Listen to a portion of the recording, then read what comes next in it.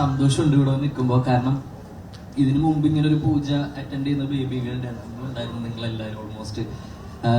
ഞാൻ ഇന്ന് ഒരു ഷൂട്ടിന്റെ അവിടെ നിന്ന് ഓടി വരണേ. അപ്പോൾ വരുന്നതിന്റെ ഒരു ഒറ്റ റീസൺ ഇതുള്ളൂ, മാജിക് ഫ്രെയിംസ് ആണ് ഇതിന്റെ റീസൺ. അപ്പോൾ ഇപ്പോഴും മാജിക് ഫ്രെയിംസ് ഒരു ഫാമിലി പോലെയാണ്. ലിസ്റ്റിൻ ചേട്ടന്റെ ബാക്കി ചേട്ടന്റെ ഒക്കെ മെയിൻ പരിപാടി എന്ന് പറഞ്ഞു കഴിഞ്ഞാൽ ഒരു പടം കഴിഞ്ഞ് കഴിഞ്ഞാൽ അവരെ നമ്മുടെ ഫാമിലിയാക്കി മാറ്റും. പിന്നീട് അങ്ങോട്ടേക്ക് എല്ലാ പരിപാടിക്കും വിളിക്കാന്ന് പറയുമ്പോൾ പിന്നെ ഒരു 2 പ്രാവശ്യം നമ്മളെങ്ങനെയെങ്കിലും ഓടി രക്ഷപ്പെട്ട് കഴിഞ്ഞാൽ 3ാമത്തെ വട്ടത്തോടെ പിന്നെ വരാതെ വയ്യാന്നാവും. കാരണം അവരത്രയും കാര്യമായിട്ട് ഓരോ സമയത്തും നമ്മൾ വിളിക്കുന്നത്.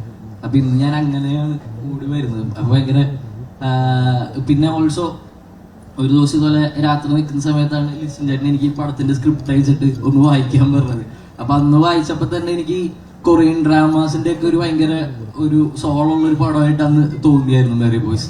അപ്പൊ ഞാൻ അന്ന് തന്നെ പറഞ്ഞു, അപ്പൊ ആ സിനിമയുടെ പൂജയ്ക്ക് ഇപ്പൊ അത് പ്രൊജക്റ്റായി, അത് കുറെ നമ്മളന്ന് വായിച്ചവർക്കൊക്കെ ഇപ്പൊ മുഖങ്ങളായി.